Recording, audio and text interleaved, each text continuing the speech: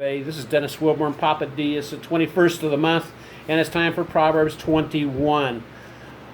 I want to thank those who are sharing these short devotions with their friends. Please continue to do that because you never know when the story from the Word is going to basically touch somebody's life because they need it and they need it today. So if you sense that you're being prompted to share these little short devotions, please do so. Or maybe a friend will come to mind and say, hey, that person needs that, because as Christians, Satan has done a really good job. Satan, the devil, the thief, has done a really good job of trying to convince us, and almost has many Christians believing that there is no Satan, that there is no hell, that there is no evil. But the Word tells us something different. The Word tells us in John chapter 10, verse 10, it says, the thief comes only to steal, kill, and destroy. But Christ says, I have come that you may have life and have it to the full. So when the evil one convinces us that he doesn't exist, it lessens the importance of our relationship with Jesus Christ, because then we basically causes us to think, hey, well, I can just coast here. And it goes back to the earliest lie that was provided to Adam and Eve about questioning God. Basically, if Satan can convince us that evil doesn't exist, he doesn't exist, that there's not a spiritual realm, then we're stepping into the place of, well, if that's the case, I don't need this God guy. So Proverbs 21. Oh, wow. Rich. All a man's ways seem right to him, but the Lord weighs his heart. To do what is right and just is more acceptable to God than sacrifice. What does that mean? Just dig into that just a little bit.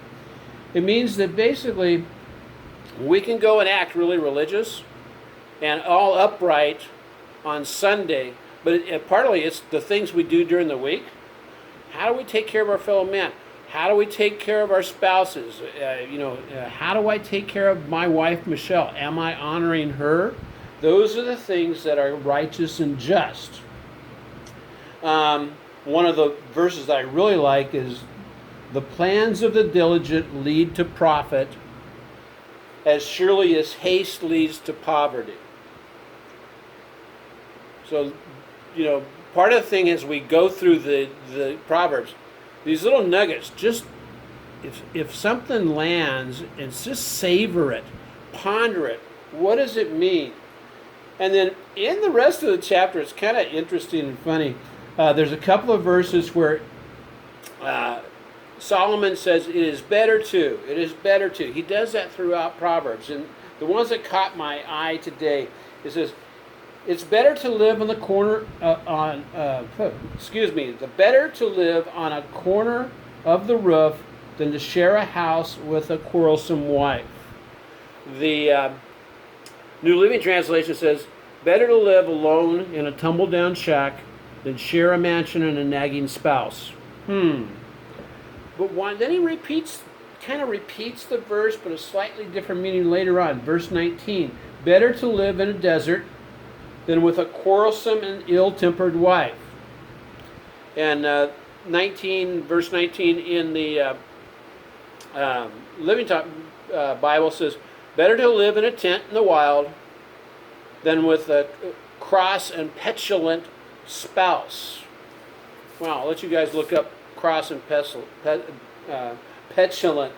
the last verse it leads us to, the horse is made ready for battle, but victory rests with the Lord, which corresponds to, do your best, prepare for the worst, then trust God to bring victory. Now, some of you out there, you may be under attack by the evil one, who's trying to kill, steal, and take your joy, take your business, take your life. And if you need special prayer for that, just let us know. It's all totally confidential. But shoot me an email. It's at the bottom of the page. Aloha. God bless.